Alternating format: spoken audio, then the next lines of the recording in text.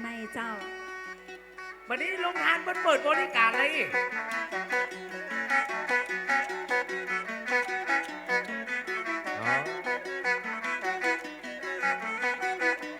บางถามบอกว่าหนูไม่รู้แต่คนเอาพุงหูแล้วมันมาหูขี้ยังวันนี้มาเอาได้จัดงานเปิดมีงานอะยังสู่กับตึงบอกใกล้เจ้าแล้วว่ามันดึงเป็นใจเห็นเปิดมาเข้ามาซ้อนเป็นปากใส่เป็นเข้าตกงานยังสู่กับตึงบอกเปิดได้มาตึงนอกใจเย็นเย็นไอ้เอ๋ยอย่าไปเฝ้าหมดละลงทานเพิ่นมาเลี้ยงน้ำส้มถึงบะซ้ำบะจุ่มถึงบ้านไก่บ้านไก่บะเดียวว่าลงทานมาเลี้ยงคนไหลอยากกินอันใดเพิ่นเอามารับต้นเลือกเอาเปิดเลือกจากเอาเปิดใจอยากกินอันใดมีถึงของเย็นของฮอนจีม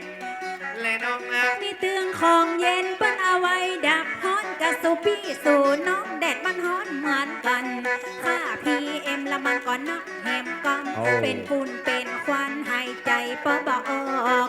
ยามเมื่อกะมานั่งกลางภาพได้มาหันด้านในด้านนอกได้มาอู้บ้านในบ้านนอกก็ปออกแม่ออกฝุ่นPMใส่แมสไปดีแล้วป้องกันถึงโควิดป้องกันถึง PM2.5จ้างซอแต่ใส่บัดได้ก้อนใส่แมสให้ใจบ่ออกเหมือนกันก้อนจะเอาผ้ามาตึดดังซอไปหายใจวิบัดได้เอ็นดูกับพี่ไอจันตาละมันจะตายเป็นลมสองแน่จ้างมันวันนั้นเอาใส่แมสตัวอีกป่ะในห้องรถอปพลของอะไรยังนี่นะไอ้บัญญัติกันจะว่าแต่มีนะยังพอแน่กับบางหันมาเดี๋ยวนี้แล้วกันแนมโซมาแนมหวานเปิ้นเอาแม่ปั่นเพื่อนโซจ้างปีมาหูลงทางกับเปิ้นชื่ออันยังที่เอาแม่ปั่นเพื่อจ้างโซวันนี้ต้องขอขอบคุณน้ำใจคุณพี่ได้ปั่นแนมซูมคืนมาน้ำส้มแท้นะเจ้าน้ำส้มแท้อันนี้เป็นแหนมส้มแท้อย่างนี้ข้าแม่บอกมีปัญหาเปิ้นเอามาปั่นถึงวิไลจันตาขอยกมือแสขอยกมือไว้อันนี้ของแท้100%มันอย่างมาเย็นเป็นน้ำผลละไม้ของแท้50%นอกนั้นเป็นน้ำ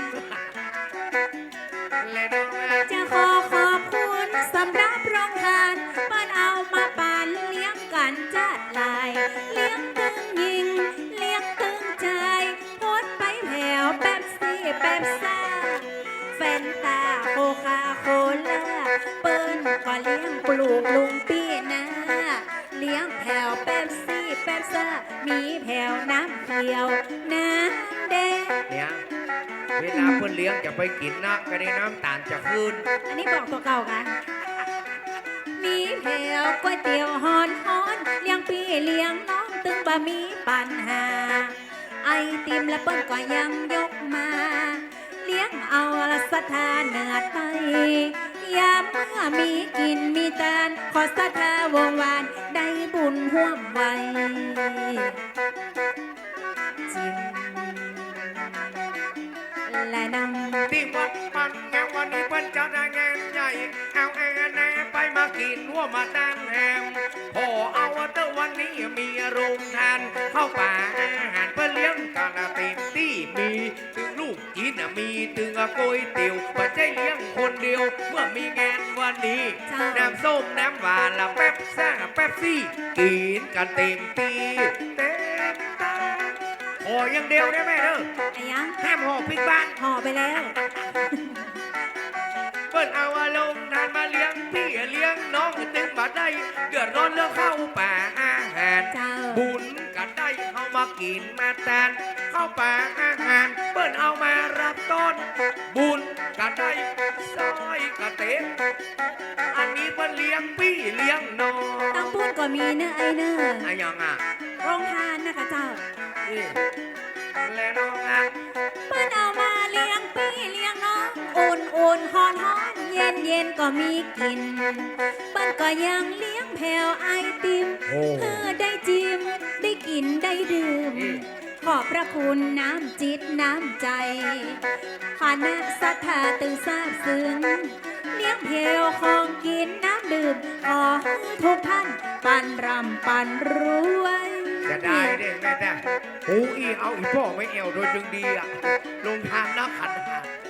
มีตึงของโคบของเกี้ยวตึงบะงอมเขียวเมื่อมานอู้ต้อยกัน วันนี้มีการ วันนี้มีงาน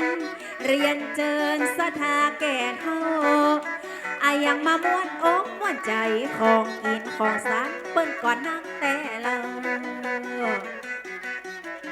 จิมและนำ ลุงท่านก็มีลายลุงท่านก็มีนักลักให้จะอ้อนปักตักว่าเปิ้นมีงานอันยังหากน้องสาวใจปากแกนวิไลคุณเงมตะกี้กันยังบ่โป ยังมาลืมจ้ะกะ วันนี้เปิ้นมีงานอันใด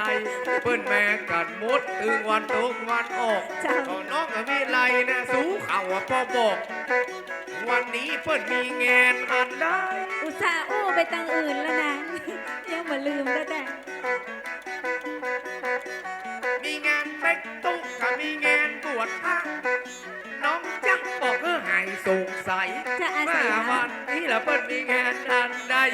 ขอวิอะไรสู่พ่อไข่พ่อแก้สะเลียมต้นใดกันว่ามันบักคงให้จะตัดน้ำผงไปต้มยำใส่อิ่มและน้อง ก็พี่น้องมีงานก็เป็นนาเป็นนักสละกำลังทรัพย์สละกำลังกายมากันหมดถึงบ้านนอกบ้านในน้องวิไลแล้วไม่จะบอกผู้เฝ้าเปิ้นมีงานบรรพชาอุปสมบทจะบอกแต่เล่าเจ้าภาพที่เป็นการเขาก็ซ้ำมีหลายคนนะ จำไว้นะการเนี่ยอันนี้ก็อ่านมาได้แม่ตัวหนังสือมันน้อย งานบรรพชาอุปสมบทเปิ้นได้จด เอาไว้ในรายการ พระพิสุสามเณรแห่งกรรมภาคฤดูร้อนจะบอกกูเฝ้ายามเมื่อกามีการมีงานยังบ่อ่านรายการที่เปิ้นมาฮือแต่เจ้า ให้หันมาที่น้องวิไลใส่ตาให้มันชัน และนำ มันส่งอะไรกันนะขึ้นมาเมื่อติดนี่จัดตาให้พี่พอซ้ำบะให้หัน40ตาบาลา50ตาฟัง เพื่อนเขียนอะไรกันนะผมซ้ำหันบักพี่ วันนี้ก็ลืมเอาเว้นแม่ตุยมันยังมาซวยเมื่อมาโซวันนี้ จ้า เพราะตัวหนังสือเป็นบรรลุผู้พี่ให้หันมาที่ตาให้มันละ ตาไอ้ตาบานที่ สายตาสั้นพ่อพูดกัน โอ้ยโอ้ตัวซื้อปีนอันนั้นมันตาบอดแล้วกัน รายการมันส่งมานี่จัดตาให้พี่พอซ้ำมาให้หัน40ตาบ้า50ตาฟังพ่อใบรายการตัวหนังสือมันยุ่ง วันนี้จัดตาซ้ำลืมเอาเว้นมาตุยมันอันอย่างมาซวยหันกะเมงอียุง ตาซับปันลี่ตาตกต่ำ คือจะโซไม่ยิงมันฮอกนะ อ่านหนังสือไอ้สังว่าแปลกแกนตามันลักแตกแกนตามันลักหีป่อใจใส่แต่บดีสังอ่านกับบัดได้สักอย่างอย่างเมื่อก็มานั่งกลางหามก็น้องวิไลเจ้าจะแปลงใจตั้งก็จะให้ข้าเจ้าเขาอ่านเปิ้นจะห้องจันตาฮีน้อง โอ้โหว่าเท่ว่าไอ้ยี่จะได้อ่านด้วยกันดิ ก็เป็นป่อใจไอเป็นผู้นำต้องอ่านรายการเมื่อมาอ่านต้วยกัน ยามเมื่อมีการ ยามเมื่อมีงาน สาวชัยประการ เจ้ามานั่งเอิญพี่น้องปันน้ามีงานมันมีงานอะอย่างห้ำบ่ฮือเคินจริงเฮาต้องบ่ฮือเคิน แต่ที่จริงไอ้ก็หูแล้วห้ามน้องแก้วร้ายเขาแต่งล็อกใจ อ๋ออันนั้นมา วันนี้เพิ่นมีงานอาหารใด จะนะแต่พ่อใจจะมาช่วยกันอ้อม เจ้า เปิ้นว่าคงการเปิ้นว่าบรรพชาอุปสมบทเนาะสิแซวเจ้าบ้านอยากโซละเขาจะช่วยกันห้ามตามว่าละบอกคำบอกว่ายาม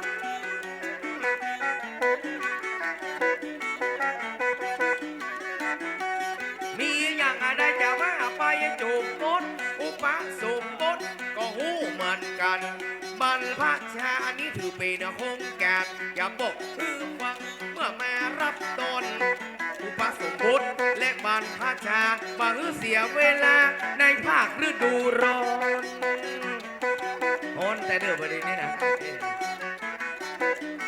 และน้อง ก็บรรพชาอานิสงส์ได้16อุปสมบทอานิสงส์ได้32พี่น้องกับบันเทิงรับรองเอาลูกเอาเต้าก็เข้ามาบวชเพื่อจะได้ศึกษาพระธรรมส่งลูกส่งหลานเข้ามาทรงผ่านนวดพี่น้องเอาลูกเต้ามาบวชหวังเอาอานิสงส์สมบัติ ผมเป็นหลานอาจารย์แท้ๆน้องวิไลนี่นะ ได้รณรงค์เยาวชนรุ่นใหม่เพื่อเอาใจใส่ในสถานเปิ้นว่าพุทธแห่งกรรมศาสนาพระพุทธเจ้าเพื่อจะได้น้อมนำศาสนานั้นทำคำสอนเอาเป็นต้นเป็นเก่า ในช่วงปิดเทอมน้องวิไลเนาะ จริงและน้อง ถึงบรรพชาและอุปสมบทอย่าห้ามไปจนหมดแต่ไปรายการเพราะว่าวันนี้ถือว่าเป็นวันสำคัญ เจ้า มีการมีงานและช่วยกันเต็มที่วัดกำปังแก้วห้างจัดลำปางจัดการจัดงานและใจบ้านใจพี่เป็นศูนย์รวมใจของเจ้าน้องเจ้าพี่ที่ได้มารวมได้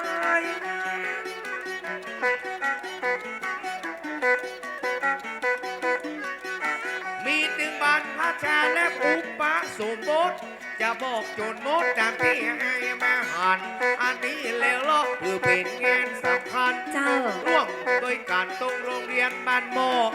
พ่อเอาตึกเปิ้นแม่กันหลายตึงแม่ยิงก็ย้ายสู่จะไปฟังทองอันที่กินก็กิน อันที่ฟังก็ฟัง มีตึงบ้านเงามีตึงบ้านงอลูกศิษย์จันวอเฮาคอยห้ามตัวกัน แต่ อย่าเมื่อมีการมีงานสถาวงวานละเปิ้นได้เอาใจใส่ งานบวชบรรพชารุ่นที่30ไม่จะบอกพี่ไอ2,500บอกว่า66ปอดี ลูกศิษย์ก็ครูดวงจันทร์บาได้ห้ามว่าบอก ซ้ำว่าอุปสมบทและบรรพชาครั้งนี้เหมือนกันเพื่อจะได้เฉลิมแห่มกรรมพระเกียรติเอาไว้ดังอัน สมเด็จพระคณิธาพี่ราชเจ้าจะบอกพี่จันทร์จริงและนั้น ก็มีอย่างได้จะว่าไปโจนมดอกเจ้าแม่อกตามที่ให้ได้หันถือว่างานนี้ก็เป็นงานสำคัญ พี่น้องลำปางช่วยกันนักเหลือขนาดเพิ่นว่าคนจบกันได้มาพบคนอาทายเพิ่นว่าคนสามมายป้าใส่คนฉลาด ยินดีต้อนรับพวงชนหมู่มากต่างมาโยกมือกราบเอาบุญ ยินดีต้อนรับทุกท่านนะเจ้าพี่น้องปากากยอเฮาก็มานะเจ้า วันนี้มาตึงพี่ตึงน้องหรือพ่อเท่า แม่หมดมาเฮือโลบลายหายสูญพี่น้องบ้านเฮาปากันแม่ทำบุญต้องขอขอบคุณถึงปู่ลุงแม่ป้า ถ้าตายเป็นพีหนีจากเมืองโคนและจะได้เหาะวิ่งโยนไปสู่โบนจันทร์ฟ้า เจ้า จีและน้องอา จะได้อานิสงส์กำเตือนพ่อแม่บุญกินการจะได้ไผ่แผ่เหมือนกันอานิสงส์แบ่งมือวงวานโพดไปแผ่วอย่าตีพี่น้องโพดไปแผ่วครูบาอาจารย์ป้ากันมาบวชการควายห้องอา สงฆ์แบ่งพี่แบ่งน้องญาติมิตรสหายวงวาน พ่องกับว่ากุศลพ่องกับว่าอันนิสงส์มันเหมือนเดียวกับวิไลยัง กุศลกับอานิสงส์บอกคนละอย่างกัน คนละอย่างนะ กอไก่กับออ่างอ่ะ วันนี้ละคณะสัทธาเปิ้นปากันมามากหน้าล้นหลามบ้านใต้บ้านเหนือต่างตำบลแห่งกำต่างอำเภอเปิ้นก็มาว่าอันต่างจังหวัดเปิ้นมานักมาหลายปากกากายโยพี่น้องก็นักลำ มาแบบพี่น้องชนเผ่าคุณกะ เจ้า มาร่วมกันทำความดีทำดีก็ได้ดีทำชั่วก็ได้ชั่วจะไปหื้อมันหัวกันในด้านจิตใจก่อนว่าเฮาดีก็หื้อเปิ้นเสียดายกันว่าเฮาตายหื้อเปิ้นเล่าลือไว้เอาอย่างพี่น้องกับมูลลักษณะเปิ้นปากันมาตึกเอาแม่นาไปโหดไปแผ่วตึกละอ่อนคนใหญ่พี่น้องเหนือใต้โหดแผ่วปากกายอ เจ้าพี่น้องชนเผ่าปากากายอก็มา ทำดีก็ได้ดีทำชั่วก็ได้ชั่วจะไปมันอ้วในด้านจิตใจกันว่าเฮานี่ก็เปิ้นเสียดายยกตัวอย่างยิ่งใจ ผู้ลุงแม่ป้าเกิดเป็นคนฮึกึดดีทำดีอายุบ่ถึง100 ปีไผ่บ่อยู่กำฟ้าทำดีย่อมได้ดีและน้องนะ ว่าเท่าจะดีพี่น้องเอาใจใส่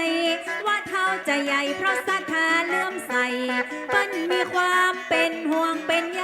บ่ให้ตนไปในได้รับความลำบากวันสิ้นพี่น้องก็บัลละวันพระศรัทธาก็บักขาดปอดใจอยู่บ้านนับเหมือนกับปีไอจันตา ไม่เป็นหนามเมื่อไหร นับเสื้อนับผ้านับเตลนับสลี เรียกว่าหนามเพื่อนอนด้วยกัน ว่าเขาจะดีพี่น้องเอาใจใส่ว่าเขาจะใหญ่เพราะศรัทธาส่งเสริม มาช่วยกันต่อ มาช่วยกันเติมเพื่อได้เจริญเพื่อได้ก้าวหน้าพี่น้องกับศรัทธายิ่งใจเปิ้นบัลละวัดว่าเพื่อได้ตกต่ำใจ ช่วยกันส่งเสริมพระพุทธศาสนาเพื่อเจริญรุ่งเรือง และน้อง วัดจะดีมีรักกันก็เพราะว่าเจ้าบ้านช่วย บ้านเราจะสวยเพราะมีวัดนิสัยบ้านเอากับวัดทักคัดกันกับบ้านไรช่วยกันกับโอยชัยไปถึงสองฝ่าย เจ้าย กตัวอย่างกับมูลรัฐศรัทธาเปิ้นแปรกันแม่ถึงนั้นเหนือมันใต้แงนวัดแงนว่าถือว่าเป็นแงนใหญ่เปิ้นได้เอาใจใส่ทุกคน วันนี้วันดาเนอะไอเนอะวันผูกวันบวช วันนี้วันแดงวันผูกวันแต่ตึงพ่อตึงได้มาสร้างบุญกุศลวันนี้แม่กันหลายคนบ้านโบนเอาบ้านนุ่มก็มาแทงเพราะว่าบ้านเฮาเปิ้นเอากันเป็นกันอู้เรื่องน้ำใจปันแงวตึงบะเลง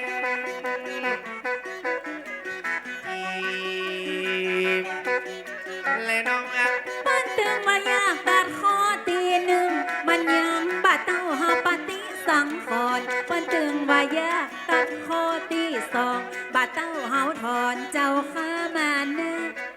พี่น้องคณะศรัทธายิ่งใจกับปั้นตึงบ่อนละได้นับถือพระพุทธพระธรรมและพระสังฆา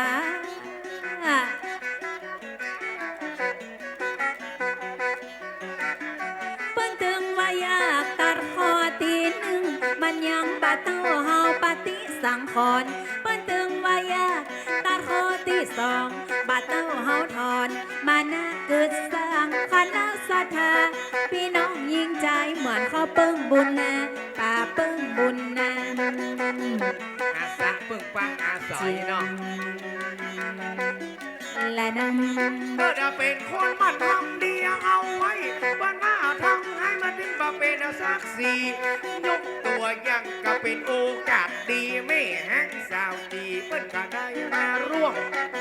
ว วันนี้ประกาศแม่ทำบุญตึงปู่ตึงลุงแบ่งสารปันส่วนพี่น้องบ้านเฮาตั้งหลังไหลมาร่วมมันอะอย่างแม่มวนมา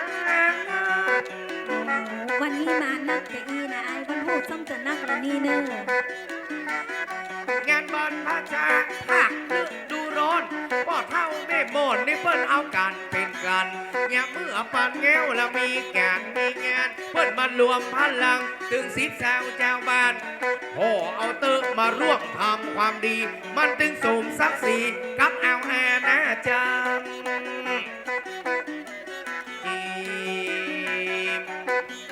และน้อง เป็นมาสร้างความดีสร้างกุศลเอาไว้ เอาอานิสงส์ใจเป็นสะพานกัน วันนี้ก็มีกินมีแตนสืบศาสนาพุทธพระเจ้า มีตึงไปนอกไปใน มาห่วมเป็นกันมาห่วมเป็นกันตนไปในคือสาตุเจ้าตั้นเจ้าอาวาสชายาวาดได้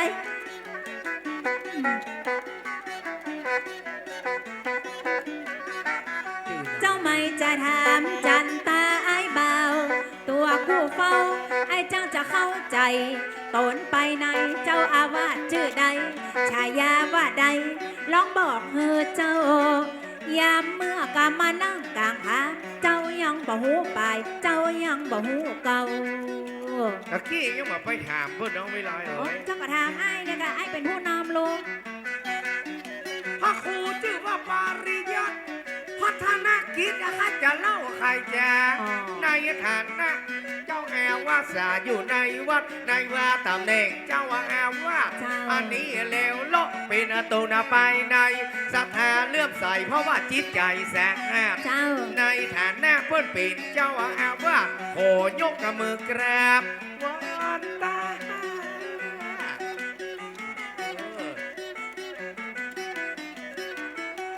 ในฐานะกตันเป็นเจ้าวาดเน็ตบ่ได้ปากกับพ่อเป็นตูนเมตตาสู่โลกแม่ทามากาให้ต่อสามตาบางเสียเวลาจะบอกสองแม่เจ้าบ้านพระครูปริยัติพัฒนากิจต้นความคิดก็ตึงดีเลิศลำ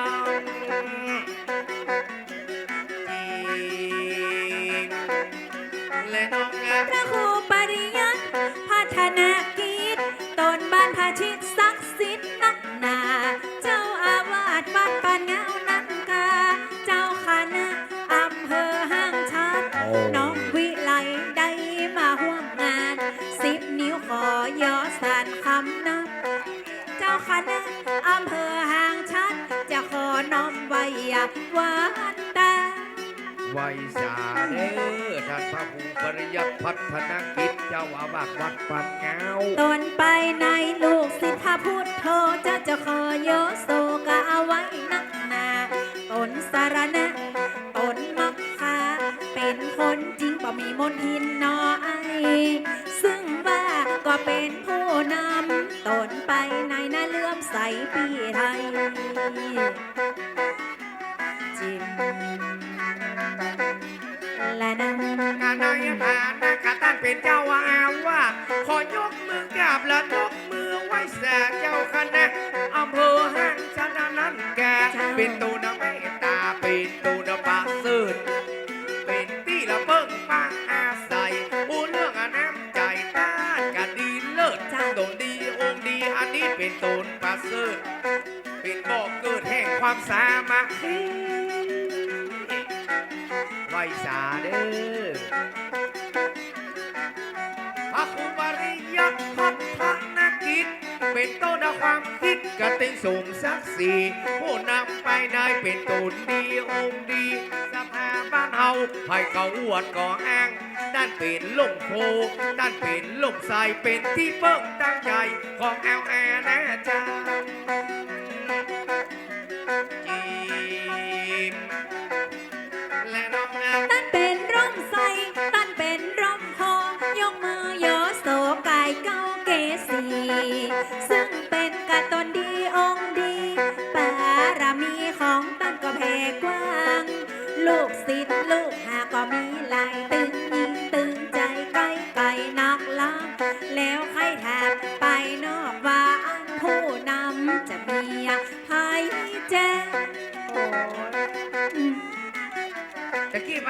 จักแล้วเนาะ กะตนไปไหนกะเป็นตนห้องแถวหูจักแล้วตึงบะมีปัญหาแล้วไปนอกเพื่อจะมีไผจะเตสนาบอกเตอปีไอบอกบาถูกเธอไอระวังไอบอกบาถูกเธอไอระวังเจ้าจะโต๊ดอุ่มดังตึงจ้างปีจ้างไม่จริงอะไรดัง ก็ดูสาวเป่าพี่ไปปากเขาอย่าง ไอ้ยะ มาดึงปากบัดดีจังโซเป็นหญิง ก็ปากบดีอย่างใด ถ้าไอ้ตอบบัถูกใครได้ดมโต๊ดหมดอากาศเมื่อนั้นน่ะ โอ้ อยู่ที่ไอ้ล่ะกะ อยู่ที่ไอ้ล่ะกะไอ้เป็นหัวเรือใหญ่เหรอ แล้วมันไปเกี่ยวอย่างเปิ้นกระเต้งปุริขลำเป็ดขึ้นเป็ดลงอ่ะ ก็มาด้วยกันลูก จัดตึง